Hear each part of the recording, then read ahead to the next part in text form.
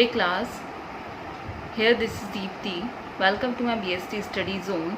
Today I have taken this topic from chapter number 1, History of Trade and Commerce.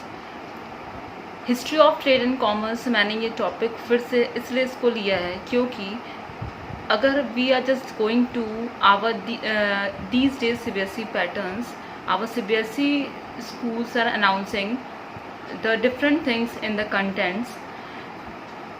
They just taken this topic also in the business studies, history of trade and commerce. तो बच्चे थोड़े से confuse हो जाते हैं history of trade and commerce के नाम पे ही कि history means we have to study social studies, lot of issues have they having, they are not interesting in taking this subject. But मैं इस चीज़ को आपको बहुत ही ईजी वे में एक्सप्लेन कर दूंगी कि history of trade and commerce ancient time में उनका क्या रोल था, किस तरीके से बिजनेस उस समय हम लोग डील करते थे, वो लोग उस चीज़ को कैसे कैरी ऑन करते थे, किस तरीके से यूज़ करते थे, क्या प्रोसेस रहता था. ये सारी चीज़ हम डिस्कस करेंगे अपने इस वीडियो में. Only 2 or 3 pages are just related to the history of trade and commerce. बाकी उसके बाद जो मैंने अपने फर्स्ट वीडियो में nature and purpose of business बनाया है, आप उसके थ्रू जाना तो फिर आप हमारा वहाँ से मेन टॉपिक जो है वो स्टार्ट होगा. तो history of trade and commerce के लिए मैंने आपको कुछ बताऊंगी जिसके थ्रू आपको कुछ चीज़ें जो होंगी वो क्लियर हो जाएंगी. मे बी NCERT बुक से रिलेटेड है, आपके एग्ज़ाम में पूछा जा सकता है. तो कभी भी किसी चीज़ को आप इग्नोर नहीं कर सकते हो, लेट गो नहीं कर सकते हो, because this topic has been given in the NCERT book and we all know कि many questions are coming from the only the NCERT book. So let us proceed to this topic, history of trade and commerce. पहली चीज़ तो मैं ये clear कर दूं कि ये जो चैप्टर है इसमें दो सेक्शन में डिवाइड किया गया है. फर्स्ट सेक्शन में आपका history of trade and commerce है और जो सेकंड सेक्शन है concept, nature and purpose of business, ये मैंने आपको अपने फर्स्ट वीडियो में ही क्लियर सारा चीज़ कर रखा है. बट मैंने history of trade and commerce को नहीं पढ़ाया था इसलिए क्योंकि अगर हम न्यू पैटर्न के वे में जाएँ तो it is not given in the new pattern CBSE syllabus. तो बच्चे थोड़े से कंफ्यूज हैं कि मैम हिस्ट्री क्यों पढ़ें, क्या रीज़न है, बिजनेस रिलेटेड है तो why we just go to the history. तो बेटा नो नीड टू वरी, आपको हिस्ट्री वर्ड से इतनी प्रॉब्लम नहीं होनी चाहिए कि हिस्ट्री है तो means you have to listen only the story of the ancient time. ऐसा कुछ नहीं है. हिस्ट्री मीन्स कि हम लोग को ये भी जानना ज़रूरी है कि हम प्रेजेंट टाइम जो बिजनेस करते हैं हमारे इंडिया में सारी चीज़ें डिजिटल वे में होती हैं. But what about the ancient time, the person are creating the business that time, उनका क्या रोल था उस समय. तो हम लोग भी इस इंडिया के एक ऐसे पर्सन हैं, ऐसे एक इंडिविजुअल हैं जिसको हम लोग को हर चीज़ जानने का पूरा अधिकार है, हर चीज़ का हक है. We have also a right to understand what is the role of the business in the ancient time, क्या हिस्ट्री रही है. तो ये चीज़ आप जान जाओगे तो बहुत ही अच्छे से आपको सारी चीज़ें क्लियर हो जाएंगी. ज़्यादा नहीं, मैं चाहूँगी कुछ कंटेंट्स आपको स्क्रीन पे शो कराऊँ जो कि आप कहीं नोट डाउन कर लेना. Just feed in your mind कि ये सारे टॉपिक्स जो हैं वो आपको क्लियर आउट 1 by 1 सारी चीज़ें होंगी. किसी भी सब्जेक्ट को पढ़ने के लिए इतना टेंशन लेके, इतना हेडेक लेके कभी भी नहीं पढ़ना चाहिए. आप सारी चीज़ को इजी वे में लोगे तो आप इजीली सारी चीज़ों को समझ पाओगे. और आप पहले ही आप अगर सोच लिए कि why we study business studies, history तो दिया है इसमें, तो ऐसा कुछ नहीं है. आप हिस्ट्री, मैंने बोला 3 or 4 पेजेस में इसके बारे में बताया है. जितनी नॉलेज आपको जाननी चाहिए उतनी नॉलेज इस बुक में बताया है. तो प्लीज़ आप इस चीज़ को इग्नोर मत करना, because history of trade and commerce से भी क्वेश्चन आपके पूछे जा सकते हैं. तो shall we start. Okay, history of trade and commerce divided in 2 section. I already told you कि ये 2 चीज़ में डिवाइड है. एक आपका बताता है trade and commerce in ancient India, और जो आपके प्रेजेंट टाइम जो बिजनेस रन करते हैं हमारे कंट्री में उस चीज़ के बारे में बताया है. ओके, एंशियंट टाइम के बिजनेस को बताया है सेक्शन 1 में, एंड सेकेंड सेक्शन में आपका बताया जो प्रेजेंट टाइम हमारे बिजनेस रन होते हैं उन चीज़ों के बारे में बताया. तो first we go to this one. पहले हम इस चीज़ को क्लियर करते हैं, what is the history of trade and commerce. पहले ये चीज़ क्लियर करते हैं. इसमें हम पढ़ेंगे what is the history of trade and commerce in India, what are the different phases, how it is developed, what is role at present time, इसका क्या रोल अगर प्रेजेंट टाइम में देखा जाए और कितने डिफरेंट फेसेस हैं इसके. ओके, तो you have somewhere heard about the word business.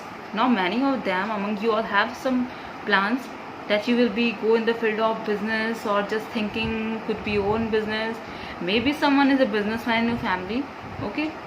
कोई ऐसा है पर्सन जो आपके घर में एक बिजनेस मैन का रोल प्ले कर रहा हो, तो आप उसके सारी चीज़ों को देख के बोल सकते हो कि अगर आपके घर में just take it as a father, as a business man, अगर वो कहीं बाहर जाते हैं, उनका एक मेन मोटिव रहता है कि अगर मैं बिजनेस खोला हूँ तो मुझे रिटर्न में भी कुछ प्रॉफिट हो। ऐसा तो नहीं मैंने सामान को सोल्ड आउट कर दिया एंड रिटर्न मुझे कुछ नहीं मिला। तो this is called a business, but वो एक्सपेक्टेशन उसकी क्या रहती है कि they can just earn a profit, okay. You can see, but if in simple way I will ask you what is the meaning of business, what this word indicate, can you say? Okay, you can take a 2 minutes. अगर आप बता सकते हो अपने words में कि business होता गया, तो आपको थोड़ा भी शाय होने की ज़रूरत नहीं, थोड़ा भी ऐसा चीज़ नहीं है। आपको जिस लैंग्वेज में आता है, जो भी आता है, या it may be Hindi, it may be English, main हमारा मोटिव होना चाहिए कि आपको किसी भी कंसेप्ट का मतलब पता होना चाहिए कि आप जो पढ़ रहे हो उसका मतलब है क्या। Is it clear? ओके। तो अगर आपको नहीं पता तो मैं आपको बिजनेस बता दे सकती हूँ, या अपने मन से भी आप बिजनेस के डेफिनेशन मेंशन कर सकते हो कमेंट बॉक्स में। Business and occupation means when you engage in some activities और when you are doing any work on regular basis. Can you take the example? अगर आप कोई शॉप ओपन की हो अपनी ही कॉलोनी में, और आप उस शॉप पे एक दिन ना जाके उस शॉप पे रेगुलर बेसिस पे हर दिन आप जाते हो वहाँ पे, और अपने शॉप का बिजनेस, अपने शॉप के सारे चीज़ों को, प्रोडक्ट को आप सेल आउट करते हो every day you are engage in that business. आप हमेशा, आपकी ड्यूटी बन जाती है, आप मॉर्निंग में उठते हो, अपने बिजनेस करने जाते हो, और आप अपने प्रोडक्ट को सेल आउट भी करते हो, कस्टमर भी आते हैं आपके यहाँ, तो ये आपका एवरी डे बिजनेस है, आप उसमें एवरी डे इंगेज रहते हो, we call it a business. But अगर आप वन डे गए एंड एक दिन आपने कोई चीज़ सेल आउट किया और उसके बाद फिर आप घर आ गए, और next day for 1 week, for 2 month, for 3 month, you are not opening a shop, आप अपने शॉप को ओपन ही नहीं करते हो, तो that one is not called a business. Business वही होता है when engage in some activities और when you are doing any work on regular basis with the motive. What is the motive behind this? With the motive to earn money, income, okay, we call it a business. Regular activity means in business होता क्या? Light is related to purchasing, production and sale of goods and services with a view to earning profit. आप कोई भी production करते हो किसी भी goods का, सर्विसेज का, तो आपका मेन मोटिव होता है कि मैंने इस गुड्स को प्रोड्यूस किया है, तो ऑब्वियसली मुझे कुछ प्रॉफिट होना चाहिए इसके बदले में। अगर मैं इसे सेल आउट करता हूँ मार्केट में, तो आपने कोई सर्विसेज प्रोवाइड की है, आपने किसी को कुछ दिया है, जस्ट लाइक अ courier man just come into house, आपके घर में आते हैं, कोरियर देते हैं, तो इन रिटर्न कभी कभी आपको कुछ छोटी फीस देनी पड़ती है, या कोई डिलीवरी बॉय आता है आपको पिज़्ज़ा पहुंचाता है, या कोई भी चीज़ होती है, तो वो उसकी सर्विस रहती है। उसको इन रिटर्न उसका बॉस क्या देता है? उसको वो पैसा देता है इन रिटर्न, तो वो उसकी सर्विसेज है। वो सर्विसेज इसलिए करता है कि जब वो सर्विसेज करेगा तो उसे रिटर्न में कुछ प्रॉफिट भी होनी चाहिए। Okay, is it clear? तो history of trade and commerce तो हम लोग पढ़ेंगे, बट उससे पहले हम लोग को छोटी छोटी चीज़ें तो जान लेनी चाहिए। ओके, अब हम लोगों ने बिजनेस पढ़ लिया, and what about the commerce? अब हम लोग कॉमर्स पे आते हैं। कॉमर्स का मेन मीनिंग होता है आपका all those activity which are necessary for facilitating the exchange of goods and services. वो सारी फैसिलिटीज़ जो हमें बिजनेस की एक्टिविटीज़ करने में हेल्प करती हैं, we call it a commerce. Just like purchase of producing goods और do manufacturing of goods. Transport means आपको सामान एक जगह से दूसरी जगह पहुंचाना है, तो we can take a use of a transport help. Insurance, अगर आप किसी शुगर मिल्स का आपका या किसी भी चीज़ का आपने होलसेल आपका एक समझ जाओ कि आपने किसी चीज़ को स्टोर करके रखा है कहीं, ठीक है। होलसेलर कौन रहता है? होलसेलर वो होता है जो सारे टाइप्स के प्रोडक्ट को अपने यहाँ स्टोर करके रखता है। अगर उसके उस होलसेलर स्टोर में वहाँ पे कुछ आग लग जाती है, कुछ इशू हो जाते हैं, जिसकी वजह से उसका सारा चीज़ नुकसान हो जाता है, सारी चीज़ें डिस्ट्रॉयड हो जाती हैं, डैमेज हो जाती हैं, तो अगर वो पहले से इंश्योरेंस करा के रखेगा तो इट विल बी बेटर कि उसको सारे पैसे रिटर्न हो जाएंगे। जितने भी चीज़ों का उसका लॉस हुआ है वो सारी पैसे उसको उसी के अकॉर्डिंग वापस मिल जाएंगे। वेयर हाउस में जो भी चीज़ें उसने रखी है, जो भी सामान उसने रखा है, उसमें भी अगर कुछ चीज़ डैमेज होते हैं या किसी नेचुरल इश्यूज़ की वजह से, जैसे लाइक अर्थक्वेक और एनीथिंग, फ्लड की वजह से वो सारी चीज़ें नुकसान हो जाती हैं। अगर उसने इंश्योरेंस कराया रहेगा तो उसके पैसे सारे रिटर्न हो जाते हैं। तो these are the facilities are coming to the commerce.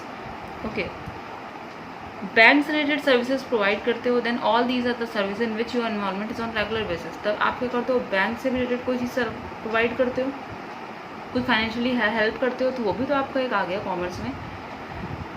Next thing, you can take the example in commerce. When you're doing any business, then you must need to many facilities. If you're doing any business, अगर कोई आप business करते हो तो आपको बहुत सारी facilities की ज़रूरत पड़ती है कि अपने आपके बिजनेस को स्मूथली रन करा सको. If you are doing the business of sugar mills, then you have to store that sugar. Then you must have the facility of warehouse. अगर आप sugar mills का कोई बिजनेस कर रहे हो तो आपको एक warehouse चाहिए जहाँ पे उस sugar mills को आप स्टोर कर सको. You can't put too much cash with you. आप बहुत सारे पैसे अपने पास नहीं रख सकते हो. Then you can take the help of a banking services. तब आप बैंक की सर्विसेज को लेते हो. If you want to sold sugar in the market, then you take the help of a transport services. अगर आपने शुगर को sold out करना चाहते हो तो आप ट्रांसपोर्ट सर्विस कर लेते हो. If something is happen with the sugar, अगर कोई चीज़ आपको शुगर के साथ या कुछ वेयर हाउस में कोई भी इंसिडेंट हो जाता है, then you suffering from natural disaster और हैव सम इशूज़ अगर with warehouse, then you go for the insurance service. आप तब इंश्योरेंस कराते हो चीज़ का कि मुझे जितने चीज़ का नुकसान हुआ, जितने चीज़ का भी लॉस हुआ, तो उतनी चीज़ों को होना चाहिए कि मुझे उतने पैसे रिटर्न में मिल जाए. So all these facilities which is very helpful for business activities called commerce. तो जितनी भी फैसिलिटीज़ होती हैं वो बहुत ही हेल्पफुल होती हैं कॉमर्स के लिए. Is it clear? Next thing,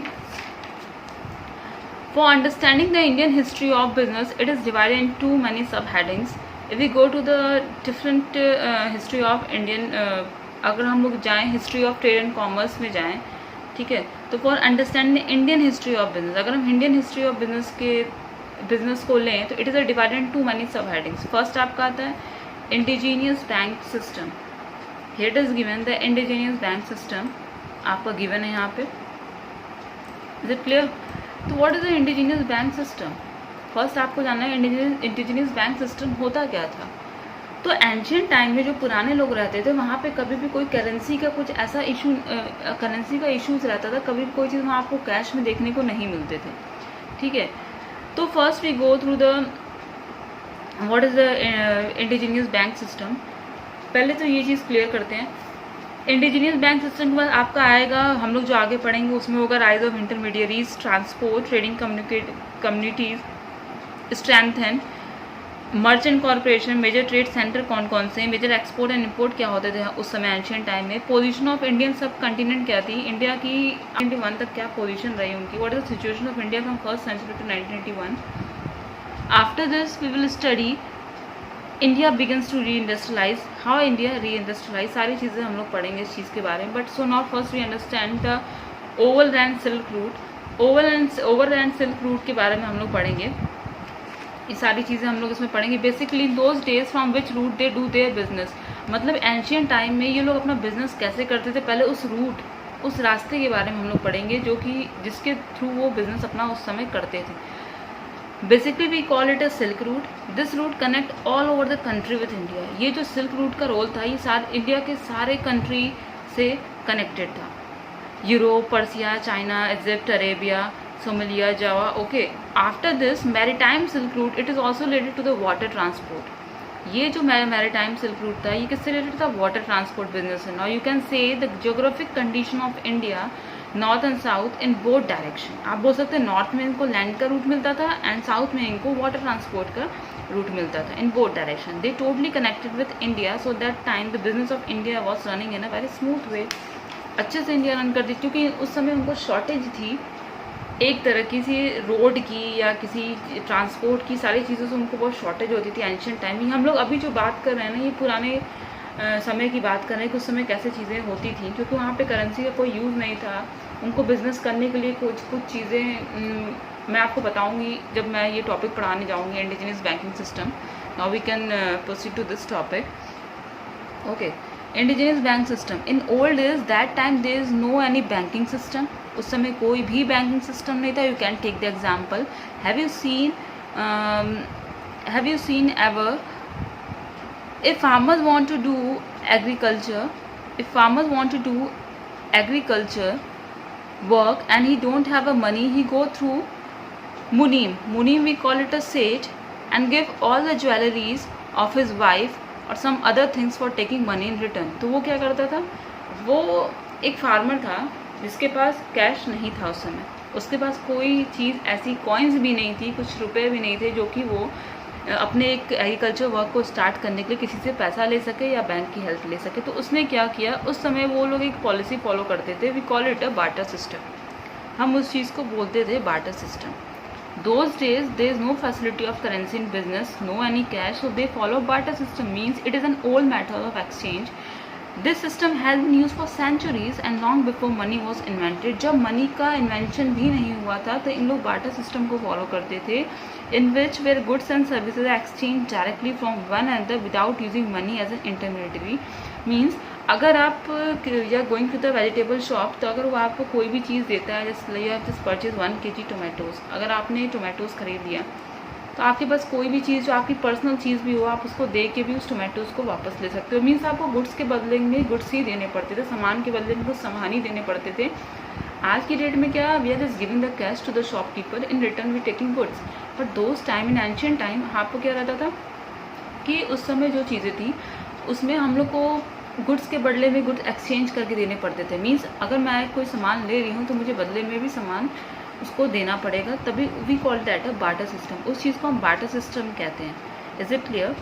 next thing,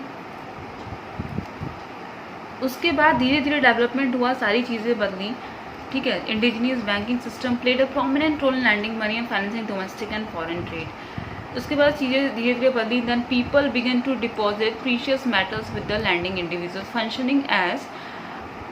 उसके बाद जब सारी चीज़ें चेंज होने लगी तो कुछ ऐसे जो एम्परर थे, जो किंग्स थे, जो सेट्स थे, वो अपने अपने जो किंग्स, आप बोलो कि जो भी एम्परर थे और जो किंग्स पुराने टाइम के थे, ओल्ड टाइम के थे, उन्होंने अपने नाम के कॉइन्स को चलाने लगा। अपने खुद के नाम के कॉइन्स को उन्होंने मेटल के कॉइन्स बनाना स्टार्ट कर दिए, जो कि एक मीडियम ऑफ एक्सचेंज का काम करता था। मीन्स उस कॉइन से वो किसी चीज़ को लेन देन का काम करते थे। Many king were came that time and make the coins on their own name, not it will be easy to do trading.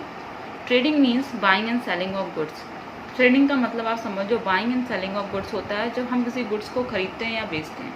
Okay, तो metal coin become medium of exchange those days. Document such as hundi, okay, documents such as hundi, you can say the name of hundi is given here. धनी जोग, सहजोग, फिरमान जोग, देखन हाथ, धनी जोग, फिर जोखमी, this all are called the hundi. Hundi एक ऐसी चीज़ थी, मैं आपको क्लियर कर दूँ, हुंडी का मेन रोल ये था उसमें।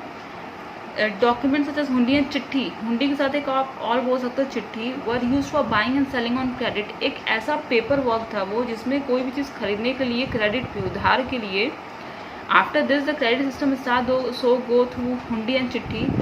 मतलब वो उस पर लिखते थे उनको इतने अमाउंट चाहिए, तो वो हुंडी मीन्स एक पेपर था, एक पेपर स्लिप था जिसपे वो अपने अमाउंट लिखते थे। क्रेडिट की मीन्स मुझे इतने पैसे उधार में चाहिए, तो वो उस पर मैंशन कर लेते हैं। आप स्क्रीन पे देख सकते हो, मैंने इस पर कुछ पेजेस की फ़ोटोज़ आ रही हैं जिसमें लिखा है कि ये कितने अमाउंट पे किए होते हैं। तो ये सारे क्रेडिट पेज होते हैं, मीन्स जो क्रेडिट पे पैसे लेते हैं, तो उनको एक रिटर्न डॉक्यूमेंट की तरह लिख के देना पड़ता है कि मैंने 2500 मैंने 1500 उधार लिया है, क्रेडिट पे लिया है। तो दोज डेज वो लोग इस चीज़ के, इसको मीडियम ऑफ एक्सचेंज मानते थे। इसके ज़रिए कोई चीज़ लोन ले सकते थे, क्रेडिट पे ले सकते थे। Make it easily available to give money on credit basis now. अब आप पूछोगे what is the meaning of hundi and chitthi, तो it is an unconditional order in writing made by person उस पर लिखते थे, and directing another to pay certain sum of money, और वो इनडायरेक्टली किसी और को बोलते थे कि मुझे इतने मनी की ज़रूरत है। ओके, तो they are just playing the role of the intermediary, आप बोल सकते हो। तो उस समय कुछ ऐसे बीच में कुछ होलसेलर रिटेलर का रोल नहीं था जो मैं हम लोग प्रेजेंट टाइम में देखते हैं। तो उस समय हुंडी और चिट्ठी से हम लोग क्रेडिट पे कोई भी पैसे लेते थे, उधार लेते थे। People began to deposit precious metals with lending individuals functioning as banker और सेट्स। फिर उन्होंने बैंकर और सेट्स के पास जाके अब अपने कुछ मेटल्स के कॉइन्स को उनको देते थे। They take money from them and doing buying and selling. तो जो मनी लैंडर से जो पैसे देते थे, और जो बैंकर्स थे, और जो मेटल्स जो राजा महाराजाओं के नाम पे चलता था उस समय, तो वो उसके थ्रू अपने वहाँ से बाइंग एंड सेलिंग का जो भी प्रोसेस होता है वो काम करते थे। When they are liable to pay money with bankers and save, they take all their things by giving them money. कोई चीज़ उनके पास रखते थे, लेते थे, और जब उनके पास पैसा आता था तो बैंकर और सेठ से उस पैसे को वापस करके अपने सारे सामान को वापस ले लेते थे। मीन्स क्रेडिट बेसिस पे, जो उन्होंने उधार के बेसिस पे जो भी चीज़ें उनको दी थी रखने के लिए, तो जब उनके पास पैसे आ गए तो वो क्या करते थे, बैंकर और सेठ को जाके पैसे दे के अपने सारे चीज़ों को वापस ले लेते थे। आफ्टर दिस एक और टॉपिक आपका यहाँ पे आता है, राइज ऑफ इंटरमीडियरीज। अब rise of intermediaries, listen carefully, मैंने कुछ टॉपिक लिए हैं इसमें, आप अगर बहुत डीपली जाओगे इस चीज़ के ना तो कांट अंडरस्टैंड, इसलिए मैंने आपको कुछ इस पर फोटोज़ भी आपको मैंने डाल दी है। अगर कोई भी प्रॉब्लम होगी तो you go through these topics. आप नॉर्मल टॉपिक के अंदर कुछ जो कंटेंट्स मैंने आपको दिखा रखे हैं यहाँ पे, अगर आप वो भी लिखोगे तो it is very better for you all. Rise of intermediaries means अगर हम प्रेजेंट टाइम में देखें तो manufacturer, wholesaler, retailer, then market. Manufacturer means जो किसी प्रोडक्ट को मैन्युफैक्चर करता है फिर वो होलसेलर को बेचता है, होलसेलर। रिटेलर मीन्स जैसे स्टेशनरी शॉप जो रेगुलर बेसिस पे कस्टमर को फेस करते हैं, okay, that one for the retailer shop. ये इंटरमीडियरीज का रोल था। बट एंशियंट टाइम अगर हम लोग देखा जाए तो उनके यहाँ इंटरमीडियरीज का रोल कौन करता था, तो इस चीज़ को हम लोग फाइंड आउट करेंगे, okay. Those days, the institution of Jagat Sheth also developed and exercised great influence during the Mughal period and the days of the East India Company. अब rise of intermediaries आप बोल सकते हो, they provided considerable financial security। जैसे हम लोगों ने अभी बात की ना सेट ऑफ बैंकर्स की, तो just providing the financial security to the manufacturers by assuming responsibility for the risk involve. वो सारी चीज़ की रिस्पॉन्सिबिलिटी लेते थे, जो भी ट्रेडर्स अपना काम करते थे, जो भी उनका जो भी रिस्क इन्वॉल्व रहता था वो सारी चीज़ को ये बेयर करते थे। तो इनका बहुत ही एक अच्छा रोल था उस समय। इट कंप्राइज में शामिल होते थे। कंप्राइज मीन्स होता है आपका शामिल, means involvement. Commissions agents means अगर वो ट्रेडर्स का काम करते थे या उनकी फाइनेंशियली हेल्प करते थे तो उस पर हर चीज़ का कमीशन जरूर लगाते थे।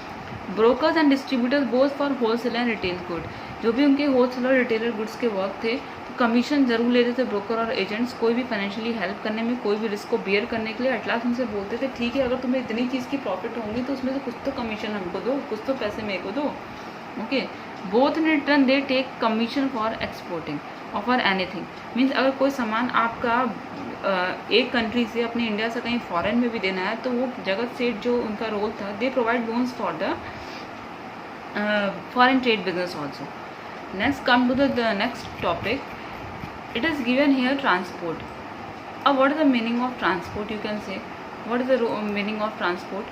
Transport का मतलब क्या होता है? Transport का means होता है when you just translate one thing to the another place. Okay. Transport system was very good that time. अगर आप जान जाओ तो ट्रांसपोर्ट सिस्टम हमारे कंट्री की उस समय बहुत ही अच्छी थी, was very good that time. It is totally connected with the land transport. North direction में जाते हैं तो उनको लैंड ट्रांसपोर्ट की सारी फैसिलिटी मिलती है, और साउथ डायरेक्शन में जाते हैं तो वाटर ट्रांसपोर्ट की फैसिलिटी मिलती है। So Indian traders doing their business with all over the world, the important country means अगर वो इतने लेवल पे ट्रांसपोर्ट का वर्क करते थे, नॉर्थ लैंड ट्रांसपोर्ट तो साउथ वाटर ट्रांसपोर्ट, तो बहुत ऐसे इंपॉर्टेंट कंट्रीज थे जिससे वो मिल के चलते थे, मिल के ट्रेडिंग करते थे, just like Iraq, China and Europe. इस कुछ ऐसे कंट्रीज के नेम हैं। Next we will just come to the next topic. Here it is given the trading communities strengthen. अब ट्रेडिंग कम्युनिटी इनका क्या रोल था? डिफरेंट कंट्रीज़ में आप देखोगे तो इनका एक अलग ही रोल था। We call it a merchant corporation. Merchant corporation हम इनको बोलते हैं जो अपने अलग अलग कंट्री में खुद के हेड होते हैं। This is the group of people, ऐसे group of people in which there was a head in one group. एक ग्रुप में कोई एक हेड होता है and hold the trading business and control the business part of India. And वो India के जो भी बिजनेस चलते थे वहाँ पे उस चीज़ को वो अपने अपने एरिया में अपने अपने जगह पे कंट्रोल करके रखते थे, just playing the role of the merchant corporation. Just you can take the example of some center. आप एग्जांपल ले सकते हो, बहुत सारे यहाँ पे आपको given is like a Punjabi Multani merchants. It is given है ना। In north we can see the Punjabi Multani they handle all the business related to their state. Mean जो पंजाबी मुल्तानी रहते थे वो अपने बिज़नेस को देखते थे, अपने स्टेट में अपने बिज़नेस को देखते थे। फिर when we go to the Gujarat, अगर हम गुजरात में जाएंगे, गुजरात एंड राजस्थान में, तो गुजरात एंड राजस्थान में आप बोल सकते हो what you can say when you go to the Gujarat and Rajasthan in western India Bhats were hold all the trading activities. Maharashtra में व्हेन यू गो, आप देख सकते हो यहाँ it is given the Maharashtra also. Maharashtra के बेसिस पे अगर हम वो चीज़ देखें देन महाराष्ट्र में कौन हो सकता है, आप अपने मन से कोई भी नेम ले सकते हो। महाराष्ट्र में कौन उस चीज़ को देखेगा? महाराष्ट्र में महाजन्स रहते थे। महाराष्ट्र में कौन रहता था? महाजन्स रहते थे। नेक्स्ट थिंग, सदर्न पार्ट में we can see the Kshatriyas hold the business. Kshatriyas जो रहते हैं वो बिजनेस को होल्ड आउट करते हैं, ट्रेड को मैनेज करते हैं। So in this way different communities belongs in different आप बोल सकते हो डिफरेंट कम्युनिटीज़ बिलोंग करती है, different parts of the countries में, वो control over all the trading and business, जो सारे बिजनेस को कंट्रोल और ट्रेडिंग एक्टिविटीज़ को कंट्रोल करती है। Next come to the next one, major trade centres. अब ट्रेड सेंटर कौन कौन से थे ये भी बहुत इंपॉर्टेंट है, आप सिर्फ इसके नेम लर्न कर लेना, बाकी सारा चीज़ आपका कवर हो जाएगा। You can just learn the name, I am just telling the name, Takshashila, Pataliputra, Sanchi, Indraprastha. This way you can learn all the names. वैसे आप ऐसे भी लर्न कर सकते हो। पाटलिपुत्र में मेजर सेंटर आप देख सकते हो। पहले पाटलिपुत्र को आज की डेट में पटना बोलते हैं, what we call it a Pataliputra, in today we call it a Patna. But also major centre export of stone, ये किस चीज़ का एक्सपोर्ट करते थे, स्टोन्स के एक्सपोर्ट करते थे। Next it is come here Peshawar. Peshawar में किसका एक्सपोर्ट होता था, export centre for wool and import of horse. Export किसका करते थे, वुल का, इम्पोर्ट क्या करते थे, हॉर्स का। When we go to the Takshashila, Takshashila का मेन मेजर सेंटर इसका क्या था, important land route between India and central Asia में ये पड़ता है आपका, known as city of financial and commercial bank. Means ये ऐसी एक जगह थी जहाँ पे फाइनेंशियल एंड कमर्शियल बैंक हमें देखने को मिलते हैं, where Indian traders go for financial purpose और फॉर क्रेडिट। यहाँ पे क्या करते थे लोग, फाइनेंशियल पर्पज और कमर्शियल बैंक्स के पास जाते थे किसी फाइनेंशियल रीज़न के लिए। ओके, तो इनका अपना खुद का अलग अलग रोल था। फिर इसका आपका आता है Indraprastha. What is the role of Indraprastha, it is that place where for the trading this route leading to east west north and south forward. ये वहाँ पे ट्रेडिंग बिजनेस करते हैं जहाँ सारे means north south east west सारे की डायरेक्शन एक जगह आके कन्वर्ज होते थे, मिलते थे। Next come to the Mathura. Mathura is famous for what, known as emporium of trade. आप बोल सकते हैं सब many routes from South India touch Mathura and Rome. Trade ये भी करते थे, मथुरा में इनका भी ट्रेड होता था। वाराणसी में आप बोल दो, Varanasi major centre of textile industry of famous for silk cloth. Varanasi हमारा फेमस है सिल्क क्लोथ से, beautiful gold silk cloth and sandal gold workmanship, ये सारी चीज़ें।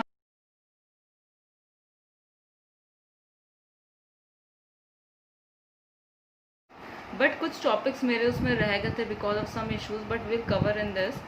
सूरत, Kanchi, this one all are just come. Surat is famous for textile of Surat, famous for the gold border की famous था सूरत में। कांची, ये Chinese come to purchase pearls, glass and raw stone. जो Chinese लोग होते हैं वो यहाँ पे आए थे पर्ल्स और ग्लास रॉ स्टोन्स की ट्रेडिंग के लिए, बाइंग एंड सेलिंग करने के लिए।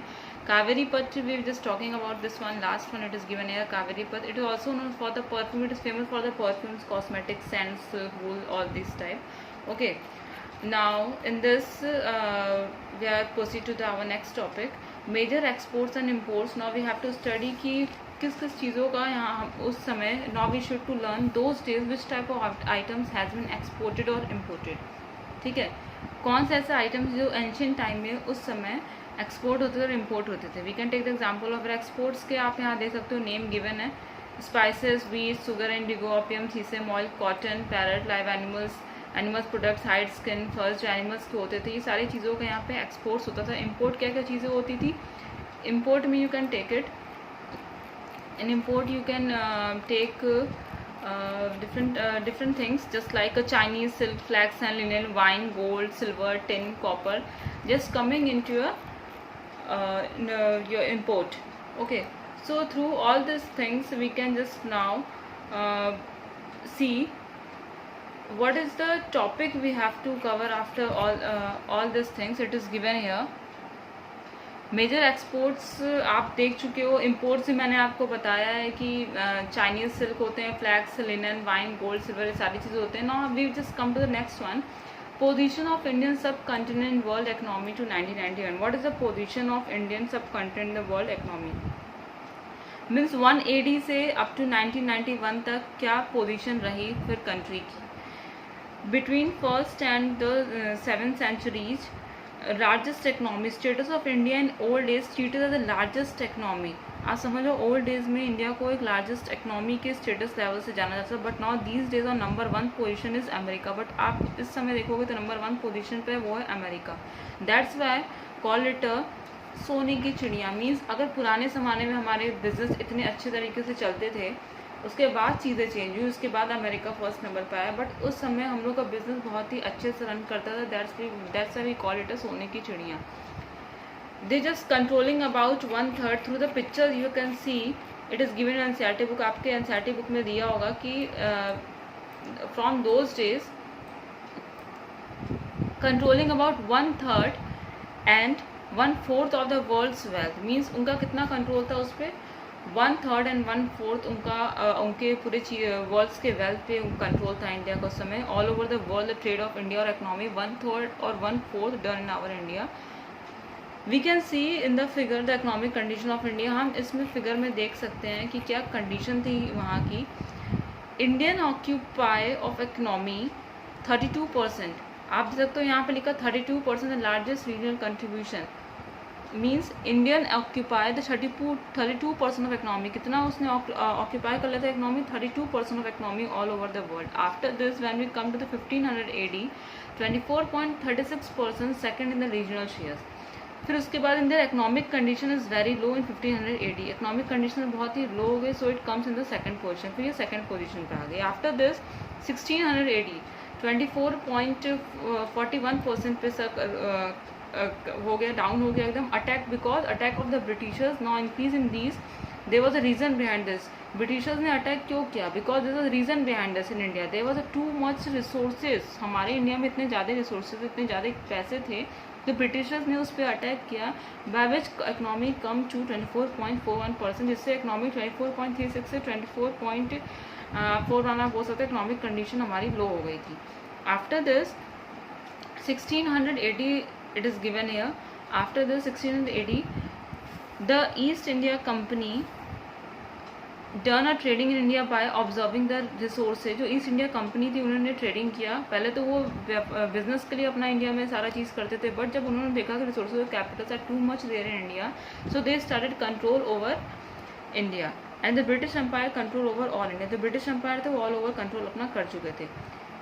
After this in 1870 the world income British empire, उनका राज चलने लगा.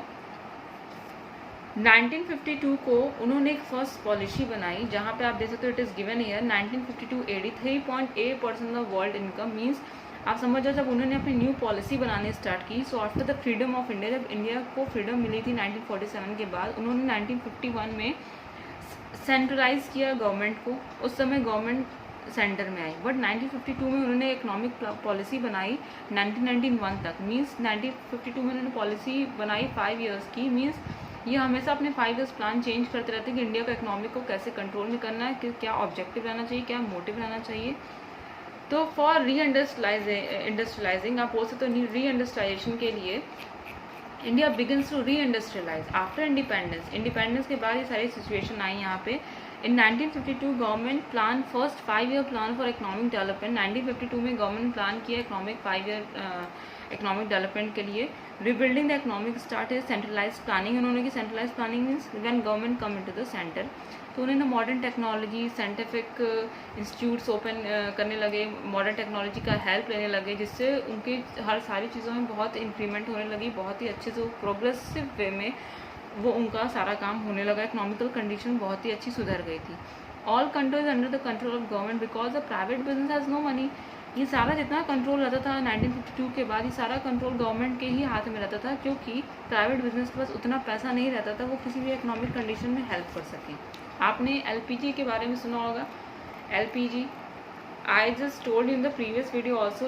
Liberalisation, privatisation, globalisation. लिबराइजेशन में आप क्या देखते हो, to give freedom for something for making less और एबॉलिश ऑफ लाइसेंस. मीन्स वहाँ पे हर काम करने के लिए गवर्नमेंट हर चीज़ का लाइसेंस इशू करती थी, उस चीज़ को कम कर दिया गया इन लिबराइजेशन. प्राइवेटाइजेशन में क्या होता था, गवर्नमेंट कंपनी को प्राइवेट कंपनी में फॉर्म किया जाता था, क्योंकि उनको उस समय डिसइन्वेस्टमेंट करने की नीड पड़ी, क्योंकि पब्लिक सेक्टर के लोग उतना प्रॉफिट नहीं अर्न कर पा रहे थे, उतना उनको प्रॉफिट नहीं हो रहा था कि वो हेल्प कर सके. तो उन्होंने क्या किया, उन्होंने प्राइवेट कंपनी को डिसइन्वेस्ट कर दिया, उनके सारे शेयर्स फिर से दे दिया, और प्राइवेट कंपनी को भी एक गवर्नमेंट कंपनी के लेवल का बनाया. मीन्स जितनी इंपॉर्टेंस उन्होंने गवर्नमेंट कंपनी को दी, उतनी इंपॉर्टेंस उन्होंने प्राइवेट कंपनी को फिर देना स्टार्ट कर दिया. Globalisation means the rule regulation while doing trading with trading business to make it easy way. जो भी रूल रेगुलेशन थे उस सारी चीज़ों को उन्होंने ईजी वे में किया. Increase in export import. India also set option for using maximum product. Means आप सिर्फ इंडिया में प्रोडक्ट का मार्केटिंग ना करो, आप बाहर के बेसिस पे भी कर सकते हो. तो उस चीज़ को ईजी वे में करने के लिए अलाउ कर दिया as a globalisation means over the world. Now at least we can see the Indian economy is one of the fastest growing economies in the world today. So new economic policy brings new economic policy brings plan of growth lead to increased all these things we can see. New economic policy आने की वजह से सारी चीज़ें हमारी बदल गई थी, सारी चीज़ें आपको एक सेटअप के फॉर्म में दिखी। इनकम अच्छी होने लगी, एम्प्लॉयमेंट भी हो गया, ग्रॉस डोमेस्टिक प्रोडक्ट, कितना इन्वेस्टमेंट करना है, कितने अमाउंट लगाने हैं किसी भी चीज़ में, क्या कंडीशन इकोनॉमिक कंडीशन हमें कौन सी सुधारनी है, कितना उस सारी चीज़ को सुधारने में जो भी अमाउंट लगा, जो भी पैसा लगा, वो सारी चीज़ों को ये लोग देखते थे। Then after the recent initiatives of government such as make in India, skill India, digital, ये सारी चीज़ों को उन्होंने फिर इंडिया के अच्छे के लिए, इंडिया के डेवलपमेंट के लिए सारी चीज़ों का उन्होंने हेल्प लिया, सारी चीज़ों को लाया। सो यू कैन सी कि make in India initiative is being launch by the government of India. Government of India ने ही इसको लॉन्च किया था ऑन 25 सितंबर 2015 to encourage multinational companies to manufacture their product. Means national company, multinational companies को भी encourage किया था कि ठीक है, आप अपना प्रोडक्ट बनाते हो तो हम लोग क्यों ना मल्टीनेशनल कंपनीज को भी बोलें कि अपने प्रोडक्ट को यहीं पे मैन्युफैक्चर करें। The major objectives of make in India are job creation and skill enhancement in 25 sectors of the economy, which are as follows. Indian, you can say the automobile, chemicals, marketing, defense, food processing, thermal power, biotechnology. उन्होंने बोला MNC से कि जो भी आप product manufacture करते हो क्यों नहीं आप इंडिया में कर सकते हो। अगर आप इंडिया में करोगे तो हमारे यहाँ भी लोगों के डिफरेंट थिंकिंग रहेंगे, डिफरेंट डाइवर्स थिंकिंग रहेंगे, वो अलग अलग लोगों की अलग अलग सोच देखने को मिलेगी। तो इस चीज़ को आप बढ़ावा ही दे सकते हो। जब 100 लोगों की चीज़ एक जगह आके किसी बिजनेस को आगे बढ़ाने में हेल्प करेगी, it is very grateful for us. तो उन्होंने MNCs को, नेशनल कंपनीज को ही बोला कि ठीक है, आप मैन्युफैक्चर करते हो तो क्यों ना हमारे इंडिया में करो। So we have just cover all these topics in this video. कुछ जो भी चीज़ें आप मुझसे पूछ सकते हो। ओके, तो स्टूडेंट्स के रिक्वेस्ट पे मैंने ये वीडियो बनाया है कि उनको कुछ तो हेल्प हो जाएगी इस वीडियो के थ्रू। ठीक है, आप चैप्टर्स को बहुत डीपली मत पढ़ो, बट मैं जो आपको कंटेंट्स प्रोवाइड करूँगी, अगर आप उतना भी पढ़ोगे तो it is very beneficial for you all. Okay, so in next class I will take business studies chapter 4 business services।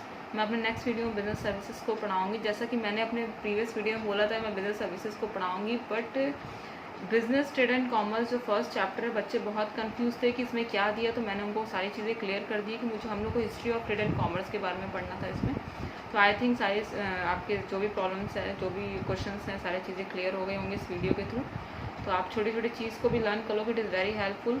हम लोग को जानना चाहिए कि history of trade and commerce ancient time में क्या थे, कौन से बैंकिंग वहाँ पे यूज़ की जाती थी, कौन से सर्विसेज, कौन से ट्रांसपोर्ट, कौन से रूट्स बिजनेस को चलाने के लिए काम आते थे। तो ये सारी चीज़ें हम लोगों ने इस वीडियो में देख ली है।